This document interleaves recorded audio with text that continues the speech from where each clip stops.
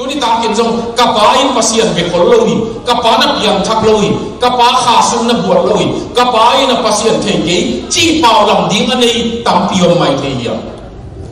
ayang Reverend Khai za kamina athu gen na bang na chi nyam chi le na pa hangin ke zo hi bang hining chi ken nang khanga hek thei hi te che de ma nang khanga hek thei hi te tu ni ta kin kapa pen ka e te ding na ching zo lo hi khama in te ayang in ke khanga ka ta te ina kapa in pasian thei kapa in pasian to nung ta hi ong chi thei ding in ke khanga ka khang thu hek thei yin chi mo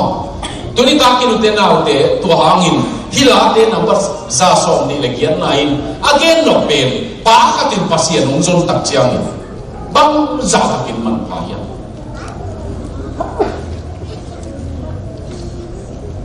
hi inong et sa tom chi khat be lam lai ni na inung ta na chia ta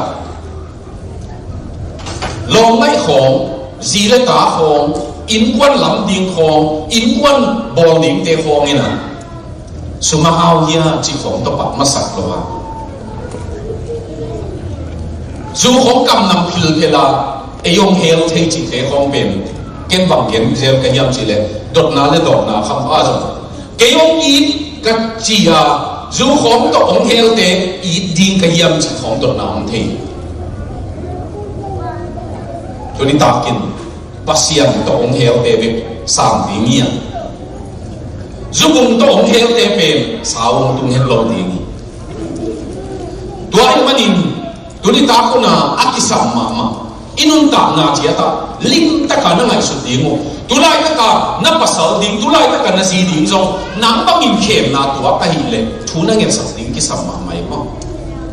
Christian in quan hot tak kip tak bol mom ding hi le zak li khong kham thei khong in ana khem lai ta hi ding zong la wai ma mai to angin to pa azong mi pa to pa to ki khot mi pa tu pa pen to pa thu zu ya to pa za ta ka aki chini na again no tak pen pasian za ta na to anong ta mi pa penin a thu zui mi pa pen to pa pasian in thu pa mi hi mo tua pen tu ni ta kin tua ani na again no ya aman to pa za ta ka ama thu zui tua hangin athum na bangong piang yam chi